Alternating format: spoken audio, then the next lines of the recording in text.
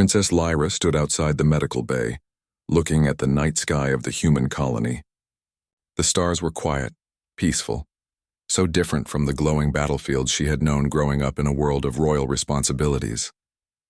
She had been raised to believe that trust must be earned through power, loyalty through sacrifice, and kindness through contracts.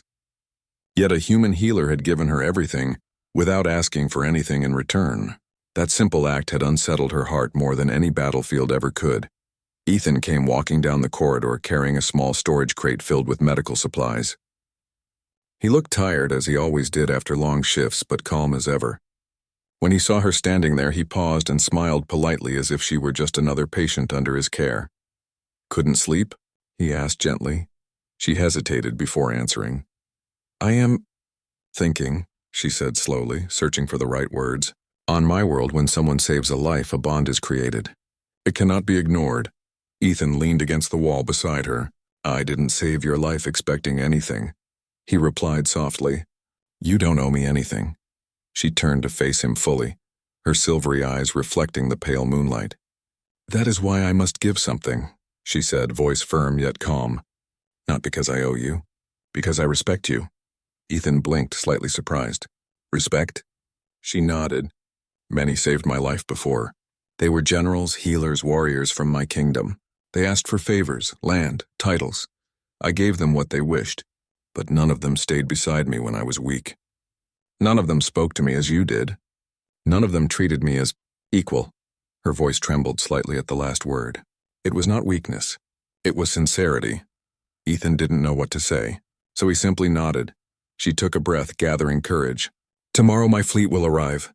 I will return to my world, but I will not leave without giving you something worthy of the life you returned to me." Before Ethan could answer, she bowed her head respectfully and walked away, leaving him standing in the quiet corridor with more questions than answers. The next morning came with thundering engines shaking the skies above the colony.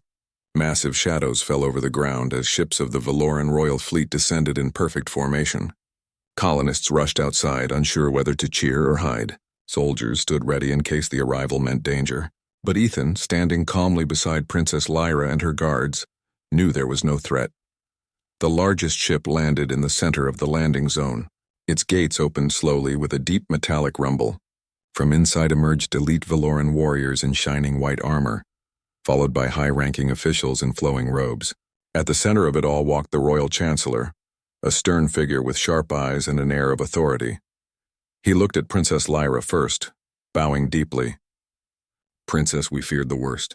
Your return is a blessing to our people." Princess Lyra nodded. "I survived because of him," she said clearly, turning toward Ethan. Dozens of Valoran officials followed her gaze. Their glowing eyes landed on the human healer dressed in simple clothing, standing with quiet humility. They expected him to kneel. He did not. He stood straight, not with arrogance, but with calm dignity. The Chancellor's gaze hardened slightly. Valorans were proud. They valued protocol, but Princess Lyra raised her hand before he could speak. "In our traditions, when a life is saved, a bond must be honored," she declared. "I declare Ethan of the human colony as my life-bound ally." A murmur spread through the crowd. Some were shocked, others confused. A life-bound ally was no ordinary title. It meant loyalty beyond borders. It meant protection beyond rank. A bond not of politics, but of chosen trust. The Chancellor cleared his throat. "Princess. Such a title is granted only to warriors or noble protectors." Princess Lyra stepped forward, voice clear. "He is more than a warrior. He is a healer." The Chancellor hesitated. His pride struggled, but he could not deny her words. Valorans respected strength, but they valued truth even more. She turned to Ethan. "Kneel," she said softly. Ethan hesitated. "I'm not sure She looked at him with pleading eyes. "Please, it is not for me. It is for them. They need to see it done properly." Understanding her meaning, Ethan slowly knelt, though his posture remained calm, not submissive. Princess Lyra stepped closer, holding a glowing crystal in both hands. It pulsed with gentle blue light as though alive. "This is a heartstone," she said softly. "It is carved from the core of our royal lands. It is bound to me. Only one person in my life may receive it. Once given, it cannot be taken back." Ethan looked at it silently, He had never seen anything so beautiful or powerful. "What does it do?" he asked quietly. "It connects us," she answered. "Whenever you are in danger, I will feel it. Wherever you are in the galaxy, I will sense it. No harm will reach you without me knowing. As long as I live, you will never stand alone." The air grew still. Even the wind seemed to pause. She placed the heartstone gently in his hands. Ethan stared at it, overwhelmed. "I just don't know if I can accept something like this." Princess Lyra smiled faintly. "You already earned it. You just didn't know." She reached forward and touched his forehead gently with her fingers. A soft glow spread briefly between them, then faded. She stepped back. "Stand, Ethan of Valora." He rose slowly. The crowd bowed their heads, not to Princess Lyra, but to him. The Chancellor approached cautiously. "Human, healer, you are now honored among our kind. If ever you call, we will come." Ethan did not know what to say. He simply nodded respectfully. "Thank you." The ceremony ended, and the colonists gathered around, whispering with amazement. Some congratulated him. Others simply stared in disbelief. But Ethan remained humble, unsure how to feel. Princess Lyra approached him once more, her expression softer now that the formalities were over. "I know this may change your life," she said quietly. "If it becomes too heavy, tell me. I will never force you into a world you do not want." Ethan shook his head gently. "I don't regret anything. I just didn't expect all of this," she smiled. "Neither did I, but sometimes the unexpected gifts are the most precious." They walked slowly toward the exit of the landing zone. For a moment it felt as if the world had gone silent, leaving only the sound of their footsteps. "Will you return with me?" she asked after a pause. Ethan looked at her thoughtfully. "Is that what you want?" She hesitated. "I want you to choose, not for duty, not for honor, but for yourself." Ethan looked at the sky, then back at her. "There are still people here who need me. I can't leave them yet." She nodded slowly, understanding. "Then I will come back," she said simply. Ethan blinked. "Back here?" She smiled softly. "A bond is not one moment. It is a promise. I intend to keep mine." They stood facing each other, silently acknowledging something deeper than words could express. The ships prepared for departure. Princess Lyra walked toward the ramp, turning back one last time. "Until we meet again, Ethan of Valora." "Stay safe, Princess," he replied with a gentle smile. She paused. "Call me Lyra, you have earned that right." He nodded. "Then stay safe, Lyra." She gave one last soft smile before boarding her ship. The engines roared to life. Dust swirled around Ethan as the ship rose into the sky, ascending higher and higher until it disappeared among the stars. The landing zone grew quiet again. The colonists slowly returned to their routines, though nothing felt quite the same. Ethan stood alone in the empty field, the heartstone glowing gently in his hand. Its warmth pulsed softly like a heartbeat. He closed his fingers around it, holding it close to his chest. He had not asked for reward. He had not sought glory, yet he had gained something greater than either, a bond that crossed galaxies, a friendship born not from duty, but from compassion, and a promise that one day, somewhere among the stars, their paths would meet again.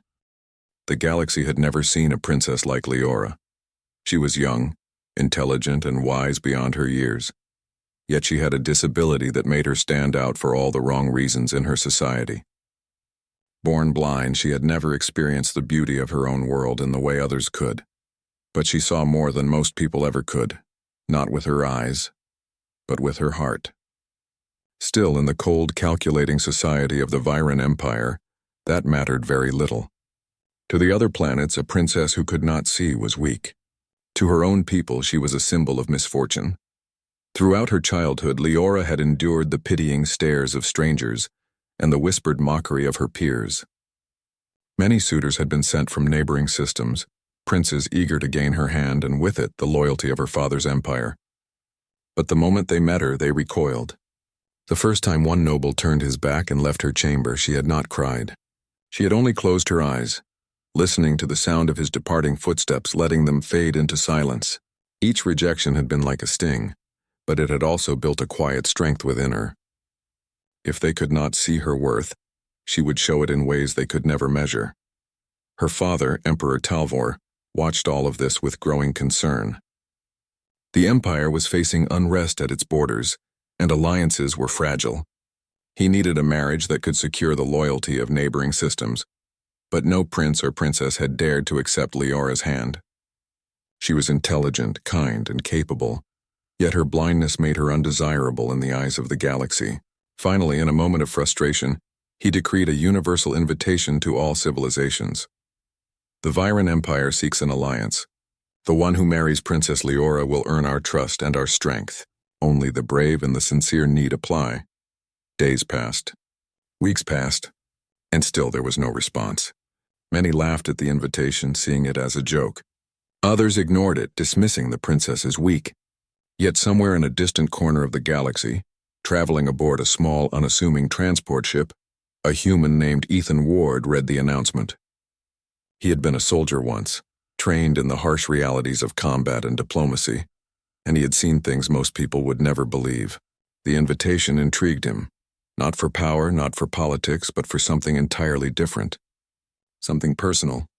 The words that caught his attention were simple, yet profound. She dreams of someone who sees her heart, not her eyes. Ethan had traveled across stars for many reasons, but none so unusual as this. He had no desire for titles, no need for riches, and certainly no interest in imperial politics. But there was something about Princess Leora's story that struck a chord deep within him. He could not explain why, only that it felt important. And so, against all odds, he set course for the Viren Empire. The first time he met her, the palace staff looked at him with disbelief. A human here, standing before the Empire's princess as if he belonged? Leora herself was skeptical. She had encountered many suitors, and all of them had treated her as less than equal. Some had pretended to be kind, only to reveal their true motives. Others had fled after a single glance at her blindness. But Ethan did something no one else had ever done. He placed his hand gently over hers, and in a quiet, steady voice he said, "I don't need you to see me. I only need you to know I am here." For a moment the room fell silent. The servants exchanged nervous glances. Even her father, who had seen countless dignitaries, did not move. Leora felt something shift within her. For the first time, she did not feel judged, pitied, or rejected. She felt seen. That feeling, more than any gift, any title, or any promise, was something she had longed for her entire life. As the days passed, Ethan remained at the palace not as a guest or a visitor, but as someone determined to earn her trust. He did not flatter her or make promises he could not keep. He listened when she spoke, even when others ignored her words. He learned her routines, her favorite scents, the sound of her laughter, and the rhythm of her steps as she moved through the halls. In return, Leora began to trust him. For the first time, she allowed herself to feel hope. Not everyone approved. The nobles whispered in dark corridors, mocking the human who dared to enter the Viren palace. "He is beneath her," they said. "A weak creature from a backward planet. She deserves a ruler, not a soldier." Yet despite their words, Ethan did not falter. He refused to be intimidated by their mockery. Instead, he quietly proved his worth by demonstrating skills that the Virens had never expected.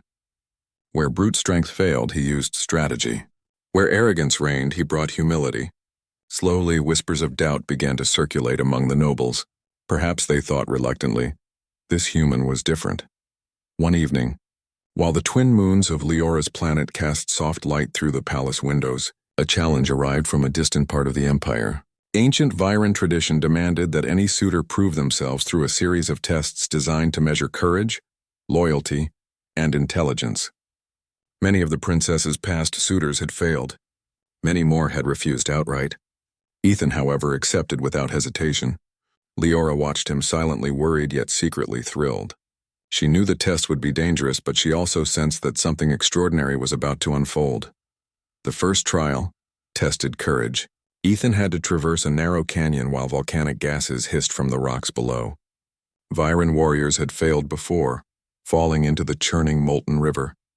Ethan, relying on human ingenuity rather than sheer strength, crafted a rope from his ship's supplies, using it to swing across gaps and navigate treacherous paths. When he reached the other side, bruised but unbroken, the crowd erupted in astonishment. Even the most skeptical nobles could not hide their admiration. The second trial tested loyalty. Ethan was led into a labyrinth designed to confuse and trap. At its center, a holographic image of Leora appeared, calling for help. Many suitors had abandoned the test, distracted by illusions or tempted by easy shortcuts. Ethan moved carefully, listening to the princess's voice, following the sound rather than relying on sight. He emerged from the labyrinth with his focus unwavering, proving that his dedication to her was absolute. The final trial, intelligence, challenged his ability to solve complex problems under pressure. Viran elders presented him with a puzzle that required logic, speed, and insight into Viran history. Many candidates failed because they could not think beyond brute force or tradition. Ethan, however, approached it as he had approached life itself, methodically, patiently, with creativity. Within hours, he solved the puzzle, earning quiet respect from those who had doubted him the most. As he passed the trials, the people began to see a new kind of strength. It was not the kind that came from muscles or beauty, but from courage, loyalty, and an unwavering sense of honor. Leora felt her heart swell with pride. She realized that she was no longer the cursed princess.